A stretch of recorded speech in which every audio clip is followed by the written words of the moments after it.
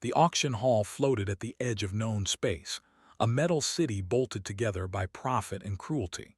Ships of every shape and size docked along its rings. Inside, bright lights shone over long rows of seats filled with beings from dozens of worlds. Some wore armor, some wore silk, and some wore nothing but smug smiles. This place existed for one reason only: to sell what others could not protect. The crowd was loud tonight. Creatures laughed, argued, and shouted prices at the stage below. Energy screens showed past sales. Weapons, creatures, rare objects taken from broken worlds, everything had a price here. At the back of the hall sat a human man named Eli Ward.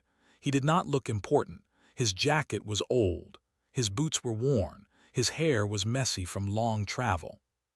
He was not here to buy slaves or trophies. He was a small trader who moved scrap and abandoned tech between systems. He came to the auction station only because it was neutral ground and fuel was cheap. Eli leaned back in his seat, half bored, half tired. He planned to leave before the next cycle.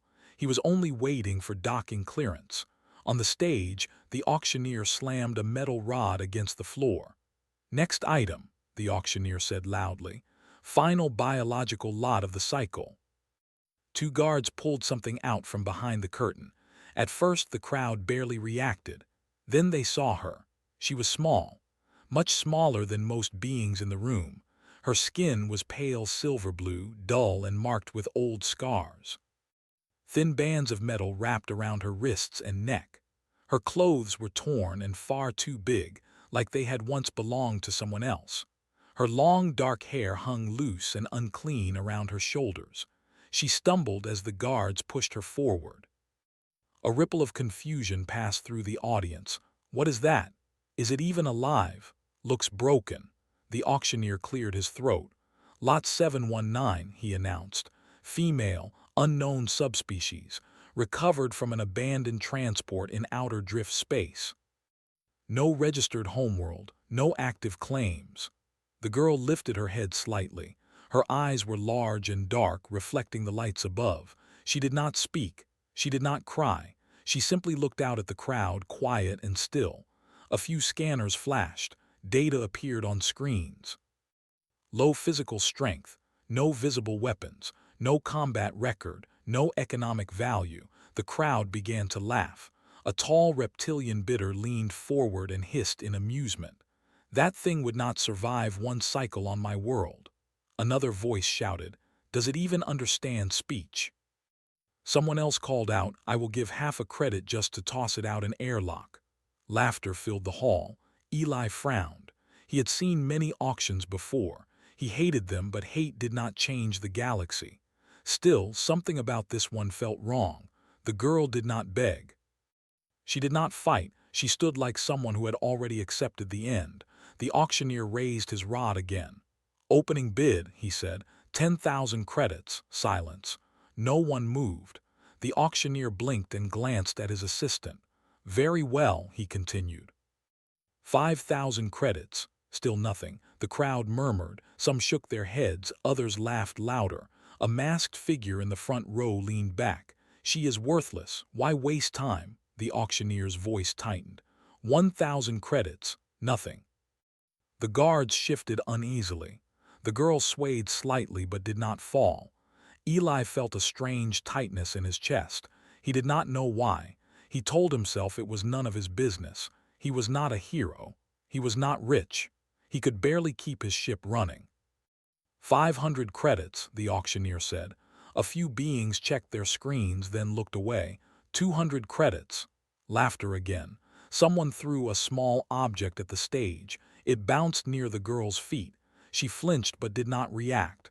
"Just end it," a voice shouted. "Dump her." The auctioneer hesitated. His eyes darted across the room. Unsold lots meant loss. 100 credits, he said, softer now. Still nothing.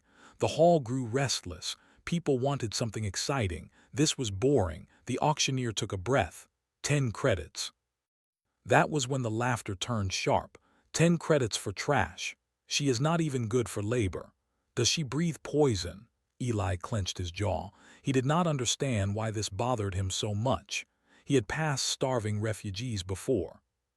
He had ignored distress calls he could not afford to answer. Yet now his eyes stayed locked on the girl. She was shaking. Barely, but he saw it. The auctioneer swallowed. 1 credit. The words echoed across the hall. For a moment there was silence. Then the entire room exploded with laughter. Beings doubled over. Some slammed their hands on the tables. Others howled in mockery. 1 credit. That is too much. She should pay us to take her. The guards looked embarrassed. The girl closed her eyes. Eli felt something snap. He did not stand right away. He argued with himself for several seconds. He thought about fuel costs, dock fees, repairs. He thought about how humans were treated out here, always watched, always underestimated. Then he raised his hand. "I will take her," he said. At first no one noticed. The auctioneer frowned. "Bidder, please repeat." "I said I will take her," Eli said again, louder. 1 credit. The laughter stopped. Slowly heads turned. The crowd stared at him. Then the laughter returned, louder than before. "A human." "Is this a joke? Humans are strange, but this is stupid." The auctioneer blinked several times. "Bid confirmed," he said slowly. 1 credit. Any counterbids?" Silence. No one wanted to compete for a joke. The auctioneer hesitated, then slammed the rod down. "Sold." The word rang through the hall. The guards looked shocked. One of them glanced at the other. "He is serious," the auctioneer nodded. "Transfer ownership." The collar around the girl's neck flashed once. Its light dimmed slightly.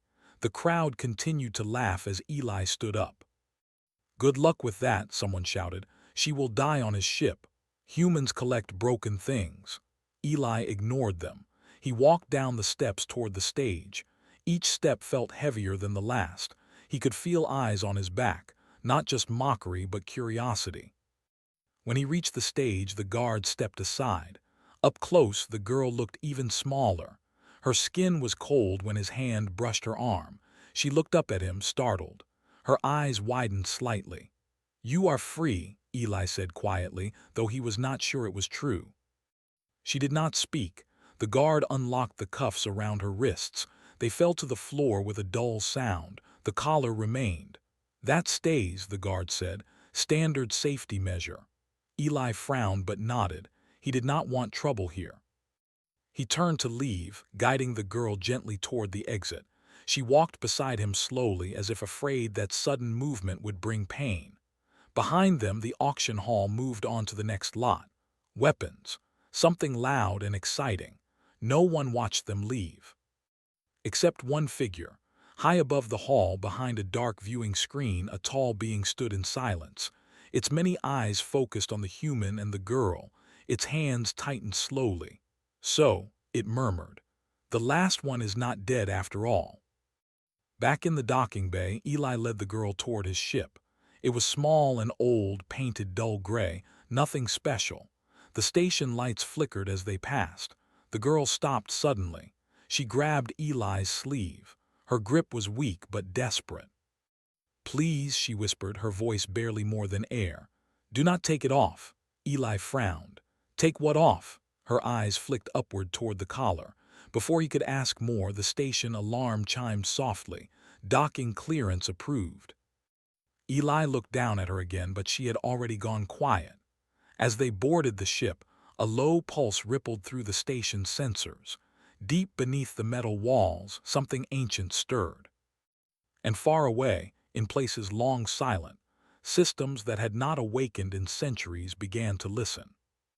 The ship lifted away from the auction station with a low groan, like an old animal waking from sleep. Its engines were not strong, but they were steady. The gray hull drifted into open space, leaving behind the noise and light of the market ring. Inside the ship, the air was quiet. Eli sat in the pilot's seat, his hands resting on the controls. He had flown this ship for years alone. Every sound it made was familiar to him. But now there was someone standing behind him, silent and unsure, and the space felt different.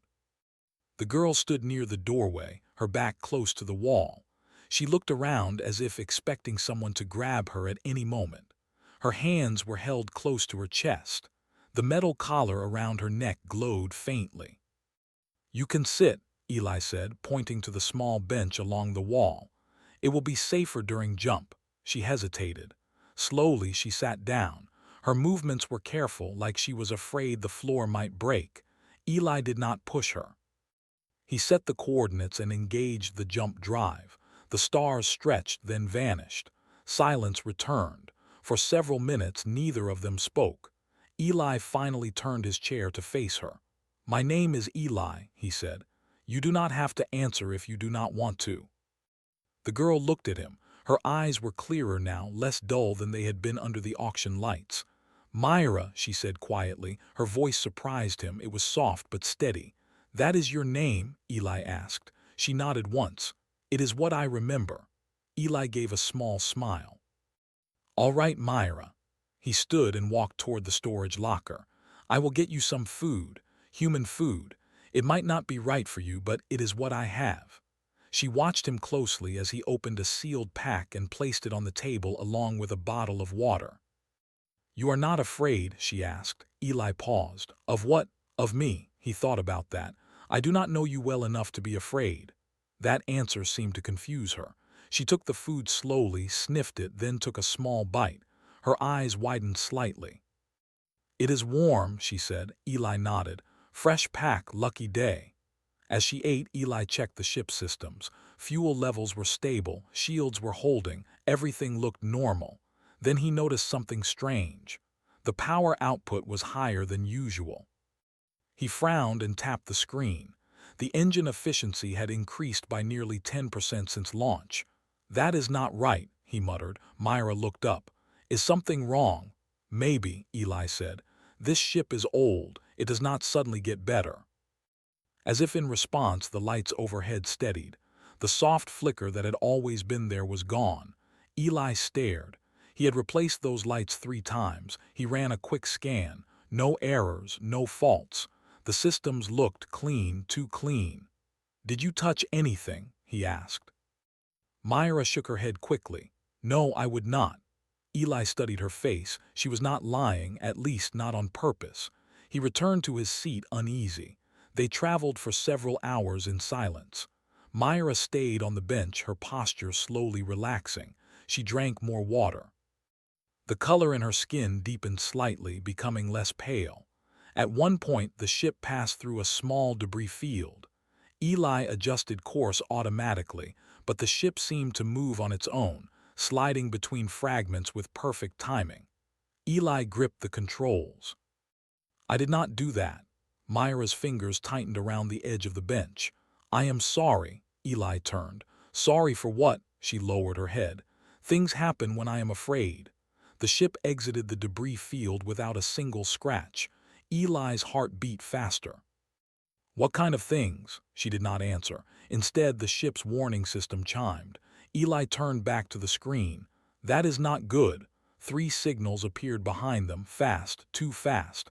"Pirates," Eli said. "This sector is supposed to be quiet." The signals closed in quickly. A message flashed on screen: "Power down and prepare for boarding." Eli cursed under his breath. His ship had no real weapons. He could try to run, but they were faster. He glanced at Myra. Her breathing had quickened. Her hands shook. "Myra," he said carefully. "Whatever you can do, do not do it." Her eyes filled with fear. "They will hurt you." "I have survived worse," Eli said, though he was not sure it was true. The pirate ships surrounded them. One fired a warning pulse that rocked Eli's ship hard. Myra cried out softly. "Stay calm," Eli said. "Please." The air grew heavy.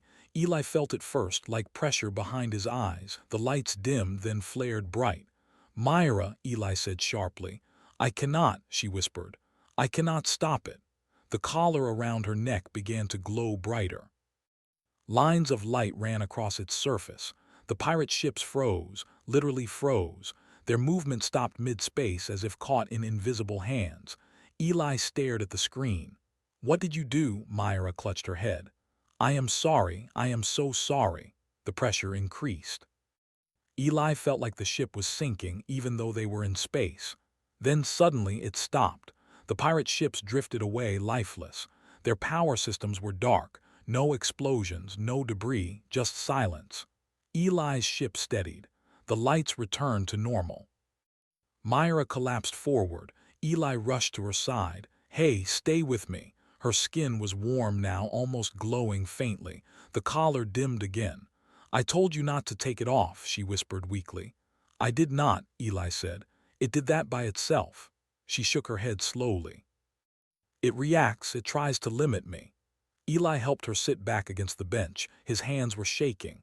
"What are you?" he asked. Myra closed her eyes. "I do not know any more." Long-range sensors pinged suddenly. Eli turned to the screen. A new signal had appeared, not a ship. A scan, military grade. Someone had noticed. Far away, deep within a hidden relay station, a signal was received and confirmed. Active anomaly detected. Source confirmed. Target alive. Orders were sent without hesitation. On Eli's ship, Myra opened her eyes again. "They know," she said. "Who knows?" Eli asked. "The ones who erased us." The ship continued forward into the dark, unaware that the galaxy had just remembered something it tried very hard to forget. The ship drifted through quiet space, its engines low and steady. Eli sat in the pilot's seat, eyes fixed on the stars ahead, but his thoughts were far away. Behind him, Myra slept on the narrow bench, her breathing slow and uneven. A thin blanket covered her shoulders. The pirate encounter replayed again and again in Eli's mind. Ships did not just stop like that. Power did not vanish without damage, and fear did not bend space. He checked the sensors for the 5th time. No pursuit, no signals, but that did not calm him. Something had noticed them. The ship's computer chimed softly. Incoming channel request. Eli froze. He looked back at Myra. She was still asleep. He accepted the call.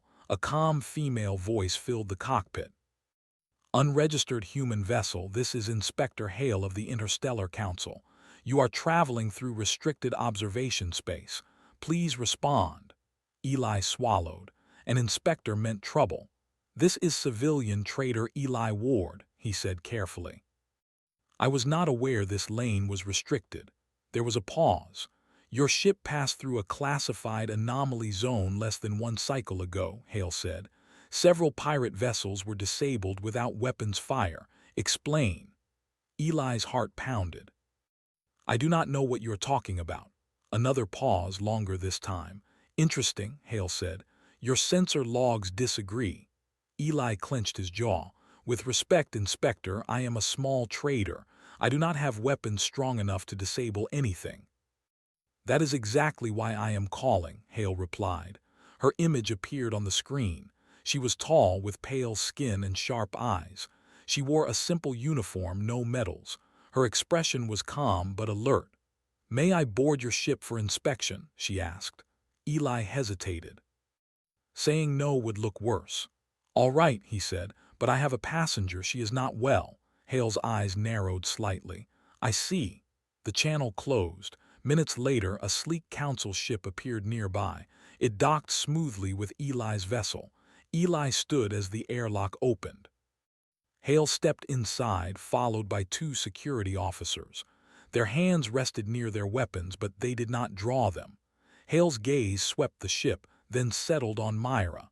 She was awake now, sitting up slowly. Her eyes widened when she saw the newcomers. Fear flickered across her face. Eli stepped between her and the inspector without thinking. "She is under my protection," he said. Hale studied him. "You purchased her at an auction." Eli stiffened. "You know about that?" "Council monitors all major markets," Hale said. "Especially when rare biology is involved."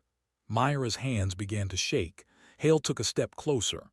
"What species are you?" Myra said nothing. The collar around her neck glowed faintly. Hale noticed. Her eyes sharpened. "That collar is not standard control tech." Eli looked at Myra. "You told me it limits you." Myra nodded slowly. "It hurts when I try to remember." Hale turned back to Eli. "Do you know what you bought?"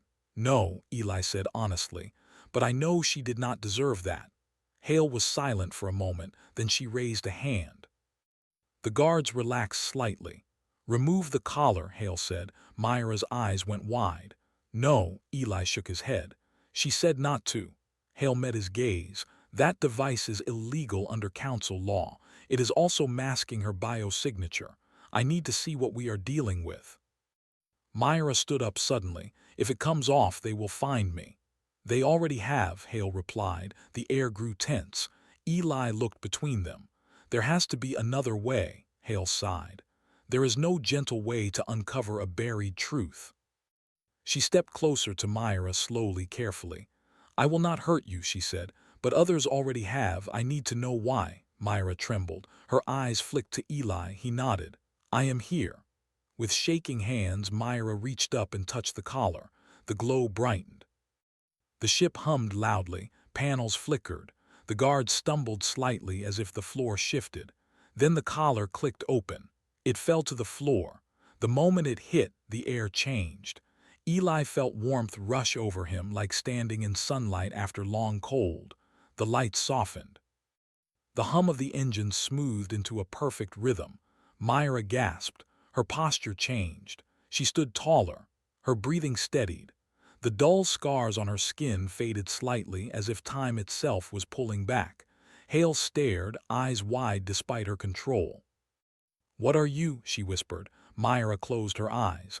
"I am from a people who listen," she said. Her voice was stronger now. "We listened to the universe and it listened back." The ship's sensors spiked. Far away, relay stations blinked to life. Hale's wrist device chimed rapidly. She looked down, face pale. Multiple systems just activated, old ones, very old. Myra opened her eyes. They reflected stars that were not there. "They erased us because they were afraid," she said. "We could calm storms, heal worlds. Or break them if pushed." Eli's voice was quiet. "They sold you like trash." Myra nodded. "I was the last child." Hale took a step back. "Your species was declared extinct 300 cycles ago." "They lied," Myra said. "They hunted us. Then they buried the records." The guards shifted nervously. Hale raised her communicator. "This situation exceeds my authority." Before she could finish, the ship lurched. Warning alarms blared. Eli rushed to the controls. "Multiple contacts incoming. Fast." Hale's screen filled with red markers. "Council Black Fleet," she said. "They do not investigate, they erase." Myra's hands clenched. The walls vibrated softly. "No," Eli said firmly. "Not again." He turned to Hale. "Can you get us out?" Hale shook her head. "They will not let you run."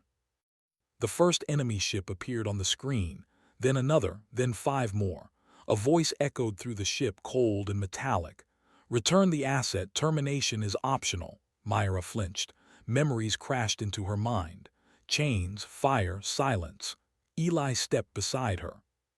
"You are not an asset." The pressure returned, stronger than before. Panels cracked. The guards dropped to one knee. Hale struggled to stand. "If you unleash fully, entire sectors could suffer." Myra's voice shook. "I do not want to hurt anyone." "Then do not," Eli said. "Protect." Myra looked at him. Something settled. She raised one hand, space bent. The Black Fleet slowed, then stopped, just like the pirates before. But this time the effect spread outward, rippling through the stars. Every nearby ship felt it. Every sensor recorded it. Myra lowered her hand. The fleet remained frozen, powerless but intact. Silence fell. Eli let out a breath he did not know he was holding. Hale stared at Myra, awe and fear mixing in her eyes. "The Council will never forget this." Myra looked tired but calm. "They never wanted to remember." Hale slowly straightened. "Then things are about to change." Far away, in a hidden chamber, ancient archives unlocked themselves. Names long erased returned to records. And across the galaxy, powerful beings realized that the $1 mistake they laughed at was no longer silent. The frozen ships hung in space like dark statues. No weapons fired. No engines burned. The silence felt heavy, as if the universe itself was holding its breath. Inside Eli's ship, the pressure slowly faded. The cracked panels stopped shaking. The guards from the council ship pushed themselves back to their feet, pale and shaken. Myra lowered her hand. Her shoulders slumped and she swayed slightly. Eli caught her before she fell. "I have you," he said softly. She nodded, exhausted. "I did not break them," she whispered. "I only asked them to stop." Hale stared at the frozen fleet on the screen. Her hands trembled as she lowered her communicator. "This changes everything," she said. "They will not ignore this. They cannot." Eli guided Myra back to the bench and helped her sit. "What happens now?" Hale looked at him. "Now the council pretends it is calm while preparing to act." As if summoned by her words, Eli's console chimed again.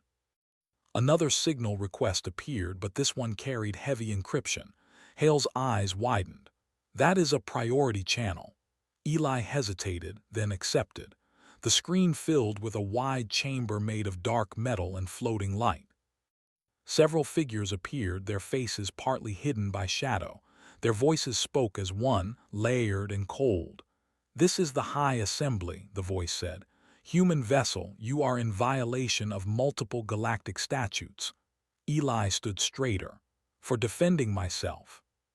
"For harboring a forbidden entity," the voice replied. Myra stiffened. Hale stepped forward into view.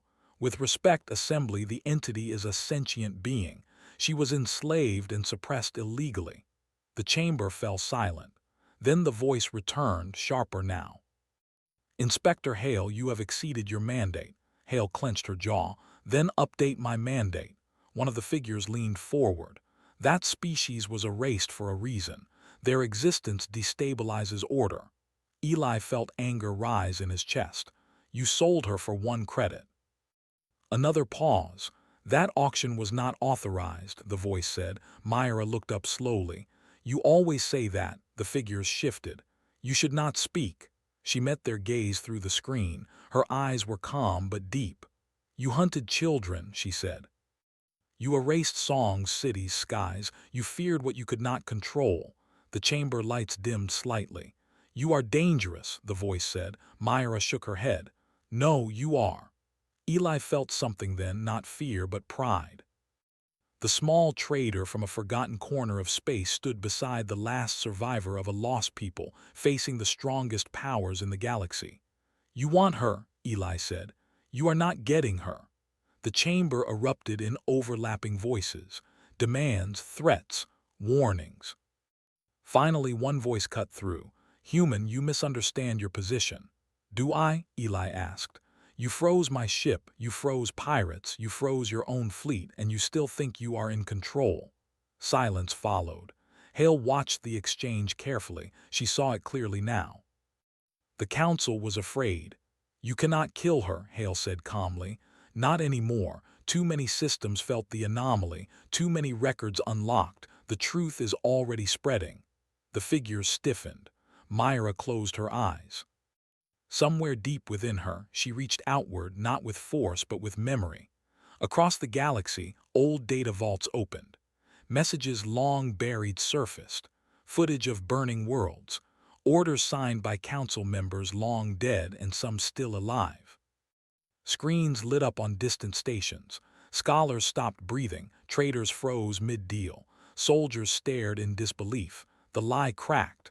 On the assembly screen, the voice returned, quieter now. "Humanity has always been unpredictable." Eli shrugged. "We learned that from you." The connection cut abruptly. The frozen black fleet outside began to drift backward, slowly retreating. Hale let out a long breath. "They will regroup, they always do." Eli looked at Myra. "How long can you keep doing this?" Myra shook her head. "Not long alone." Hale straightened. "Then do not be alone." She activated her communicator again, this time on an open channel. "This is Inspector Hale," she said clearly. "I am invoking protective asylum under sentient preservation law." Static filled the line. Then another voice answered. "Human, this is Admiral Reyes of the Terran Coalition," the voice said.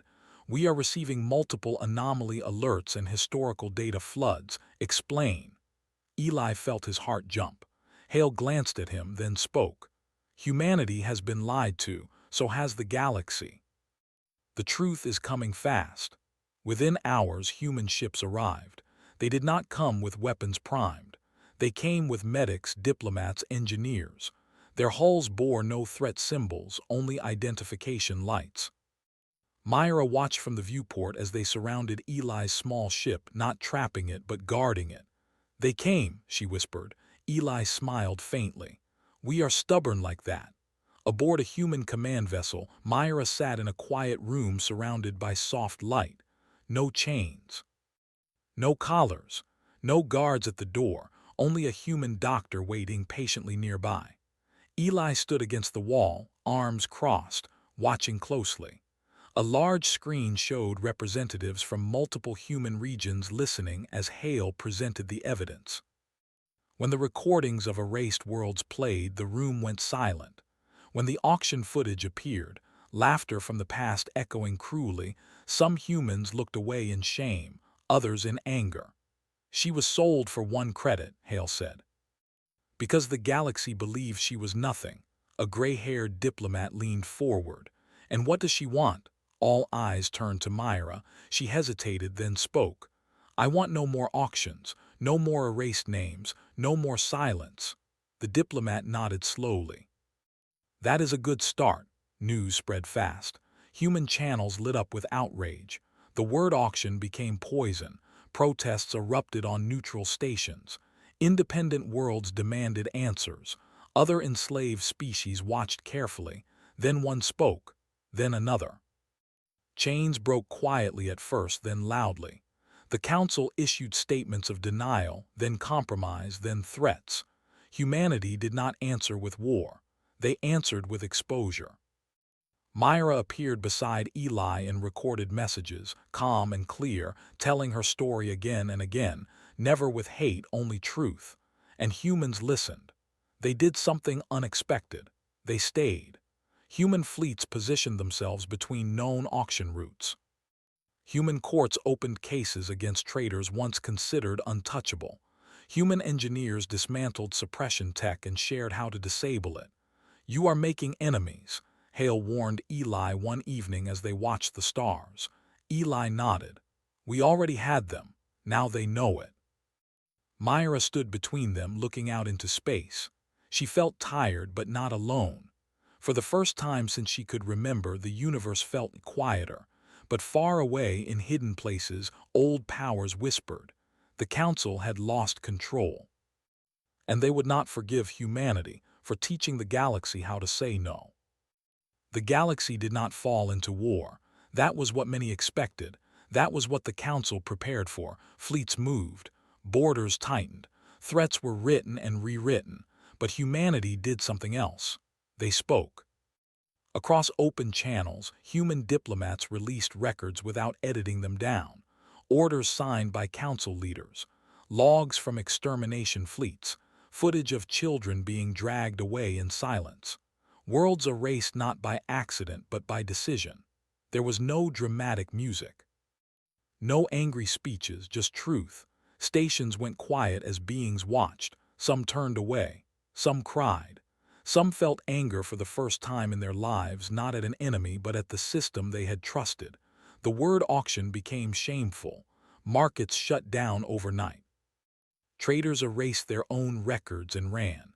Some tried to hide behind old laws, but those laws were suddenly very small. On a human medical ship drifting near a blue star, Myra stood by the window. The light warmed her skin. The old scars were faint now, almost gone. She wore simple clothes that fit her, given freely, no price attached. Eli stood nearby, leaning against the wall.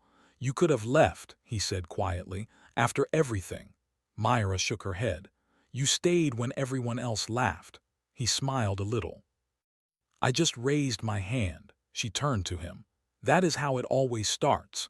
The council tried one last move. A formal declaration spread through official channels, naming humanity a destabilizing force. They warned of consequences. They spoke of order and balance. Humanity responded with one sentence. "Show us where the order was when she was sold." No reply came. Instead, something unexpected happened. Other species began to speak openly. not with weapons but with stories. Files long hidden were shared, testimonies of erased cultures. Names returned to records. Memorials appeared in digital space where nothing had existed before. The council's power did not shatter in one moment. It faded. Members resigned. Others were removed by their own worlds. Some disappeared quietly. The Black Fleets withdrew. Auction halls closed one by one. Some were seized. Others were abandoned, their bright lights dark forever. One such station drifted empty near the edge of known space. Dust floated through the old auction hall. Seats were broken. The stage was cracked. The screens were black. No laughter remained. On Earth, Eli stood before a council chamber of humans and allies. He wore the same old jacket. He had refused every offer of rank, wealth, or command. They asked him one final question. "Why did you do it?" Eli thought for a moment.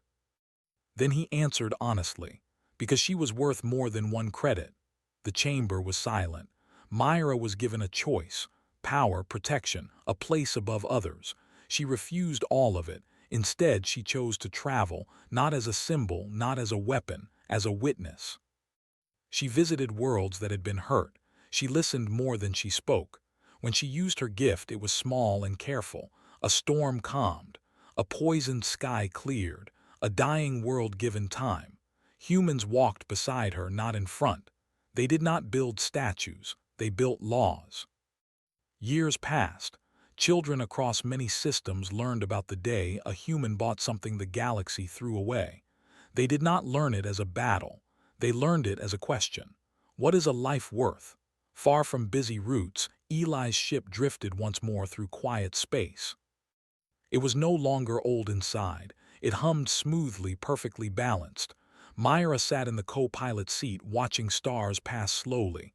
"They never laughed again," she said softly. Eli nodded. "They learned." She looked at him.